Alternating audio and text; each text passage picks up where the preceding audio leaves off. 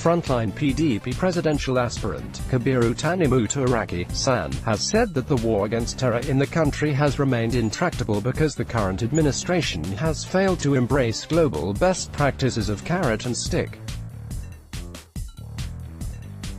Speaking at a news conference in Minna, Nigeria State, Turaki, who was the chairman, Presidential Committee on Dialogue and Peaceful Resolution of Security Challenges in the Northeast during the Jonathan administration, explained that they were able to push Boko Haram insurgents to the fringes of the country and also conducted the 2015 elections in the frontline states of Borno, Yobe and Adamawa by adopting the time-tested practices. He said, unfortunately, the APC-led government failed to continue the battle from where the PDP left off, and worse still, the government abandoned the all-inclusive recommendations left behind for it. Hence, the reversal in fortunes in spite of the claim to have technically degraded the Boko Haram. There is nowhere in the history of nations that fought terror, he said, where terrorism was fought decisively and squarely based on open and direct or indirect confrontation between insurgents and the military.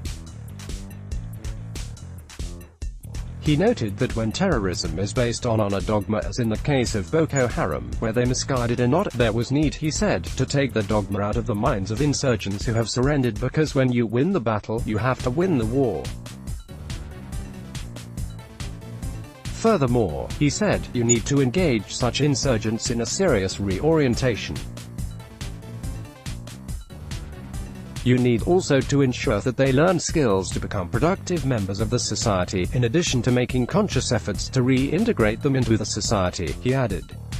Unfortunately, these are not options which this government is pursuing, and that is why they are failing, he noted. The presidential aspirant, who recalled that the September 11, 2001 terror attacks in the U.S. were allegedly attributed to institutional rivalry, noted that the Nigerian case is even worse, as the security agencies are working at cross purposes, as earlier revealed by a senior official of government before a National Assembly committee. How then can they take advantage of each agency's comparative advantage in intelligence gathering, analyzing and implementing the information collated, he asked. Worse still, he said, there had been no leadership capable of taking decisive decisions to put an end to the rivalry, thereby putting the protection of lives and property in jeopardy. This certainly shall not be tolerated if Nigerians give me the mandate to lead, he said. Meanwhile, the frontline PDP presidential aspirant, Kabiru Tanimu Turaki-san, has stressed that the Nigerian project must not be allowed to fail. Speaking at the formal presentation of his letter of intent to contest the PDP presidential primary to the party's Board of Trustees in Abuja on Wednesday, Turaki said that if the Nigerian project is allowed to fail, God forbids, its disastrous consequences on Africa would be better imagined than experienced. The senior advocate of Nigeria noted that the maladministration of the APC is threatening the fabrics of a national as indivisible and indissoluble entity under God. He regretted that the APC government is misusing its understanding of the dynamics, complexities and intricacies of power to oppress Nigerians in its desperation to hold on to power at all costs. He said, for the first time, everybody is dissatisfied with the Nigerian project. Today, the economy is in doldrums. Nigerians have never been so divided. Today, we have a government that discriminates while Nigerians are not only hungry, but angry because of poverty, hunger and killings. Never in the history of this nation had there been this trenchant agitation for self-determination. He condemned the situation where security agencies were working at cross purposes with the leadership lacking the capacity to call them to order. I have the capacity, he said, to provide a more reliable, safe and workable security architecture because security is key to attracting investment. The aspirant promised to strengthen the bond between the executive and the legislature, accord the judiciary its due and respect the rule of law, in sharp contrast to the distasteful disposition of the APC to constitutional governance.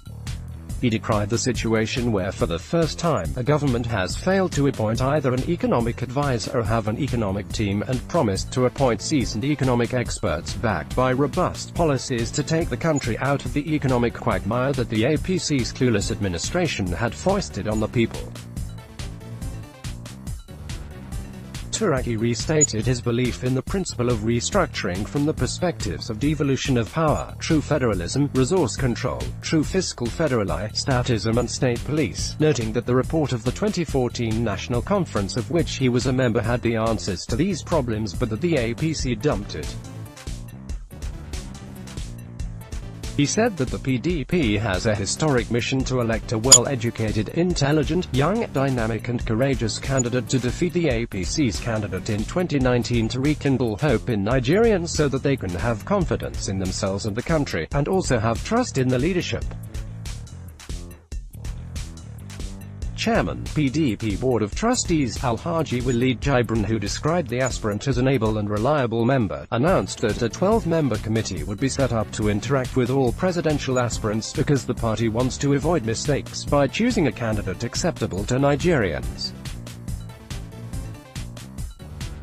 Acting Secretary of the Board and former Senate President Adolphus Wabara, who noted that Turaki seemed to be up to the task considering his awesome knowledge and solutions proffered to Nigeria's problems, however urged the party to avoid imposition and impunity in the selection of its candidates.